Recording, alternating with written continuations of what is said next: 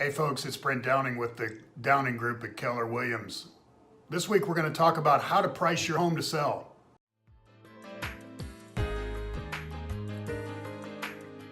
So welcome back.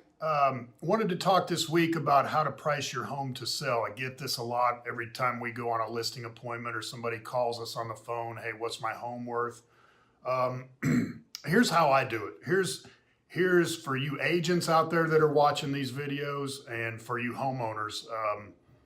You hear this, do you see the joke on Facebook for agents that use Facebook to advertise on their personal page, which kind of drives me crazy. But anyway, here's the 9 steps to pricing your home. Step 1, get a professional, hire me. Step 2, let me worry about the rest. Anyway, but here's what you should be looking for in someone who is helping you, or you're doing it yourself. Number 1, you need to define who the market is, or what the market is for your property. Who is the normal potential buyer for your home? What are their options?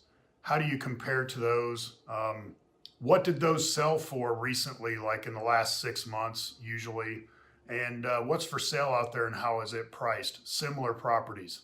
But the key is you need to narrow the market down to what are the options for the buyer that is going to be looking at your home.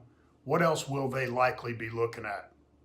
If you have a home that's in a good school district in a subdivision, that's kind of easy. If your home is Master on Main and it's in X and Y school district, look at other homes that are similar sized homes in that school district with Master on Main, for example. When you step up into luxury homes, that's not always the best way to do that. Like homes on Lake Murray.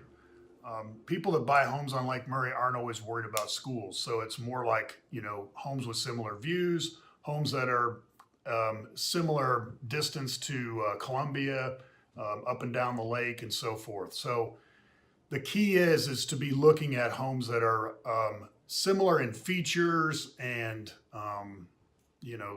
value to what you have. Okay.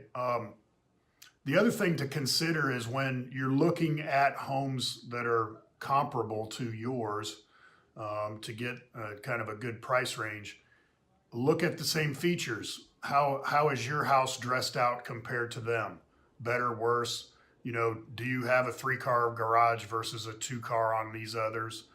Things that kind of make you different, bad or good, and compensate for that. Buyers, this market is getting a little more buyer friendly, so they have a little more leeway. And, if they can find something, same as what you have, but better features, you're not going to get that kind of price. You're going to have to price it less than them more than likely. The other thing that I always ask homeowners when they're trying to get their home sold is, what's your motivation? Like, almost always they say, well, we want to get it sold, but, we don't have to sell it that quick or whatever.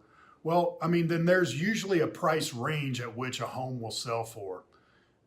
It's not usually an exact science. You can usually go into like the cookie cutter neighborhoods and say, well, the average dollars per square foot is this. So you have 3,000 square feet times $85 a square foot. So your home should sell for $260 or whatever that number is.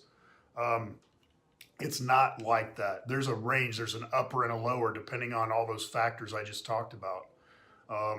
And it kind of depends on, are you okay with waiting for a while to get that right offer? Maybe if the number does come out in that 260 range, you might try for a 275 kind of start price. That everybody's going to want a deal, so they're going to knock you down some or offer less. So you definitely need to factor that in. I've had sellers say, I'm not taking any less than what we're listing it for. And I'm telling you, that turns off buyers big time, big time. I've seen people walk away just because the seller wouldn't come off at all. And it's an ego thing. It doesn't make sense. I tell my buyers, look, if there's a home priced at 150 and it's really worth 180, then pay 150 for it and have your instant equity. We'll try and negotiate a better deal, but if it comes down to that, forget your ego and listen to your pocketbook. But anyway, if you're okay with waiting a little while, you might start out on that higher end. But if it's time to go and we're going to lose sleep every night because this house isn't sold, then start it out in the middle or even maybe a little more competitively. The one thing you don't want to do is terribly overprice your house, because I'm telling you what will happen is the buyers that would have otherwise come and looked, like let's say it's a 265 kind of sale price. You price it at 290. What happens is that they won't even come look. Their agents will discourage them from coming to look because the agents don't want to waste their time and they don't want to waste their buyer's time. I can tell you this, if a buyer tells me that they want to be no more than 300,000, I automatically will not show them anything more than probably on the high end 330. Why? Because even if there is that needle in a haystack seller that's listed at 350 that might take 300 for it, it is so unlikely. I don't want to be showing houses all day to people that there's no way they could buy. So that's what really happens. I'll have sellers say, well, why don't they at least bring me an offer, even if it's a low ball? Well, normally I don't encourage that, because a lot of times when you bring a low ball offer, A, you're wasting your time, and B, you set out the expectation with that seller that now we're in a fight. And what we try to do is get the parties together and work together, the buyer and the seller. That always works better versus trying to fight, because eventually somebody gets mad and walks away, and emotions run the situation, not logic and a professional approach. So I know that's a lot in 6 minutes, but there's a lot more to talk about that. And really, when I go back to when I first started this conversation, hiring a pro, I would highly recommend doing that. This is something that is your largest financial investment, at least most people's. Don't mess around and try to do it yourself or hire your niece or something that's never sold properties. Get a professional that knows what they're doing, that uses this approach that I talked about just now. This has proven very effective for us. That's why we are the #1 listing team and selling team in Columbia. And I'm telling you, time and time again, it's proven effective. So if you have any questions on any of that process, thinking of buying or selling, we'll be happy to help you. Give us a call here at the Downing Group, or look us up on our Facebook page, and have a great week.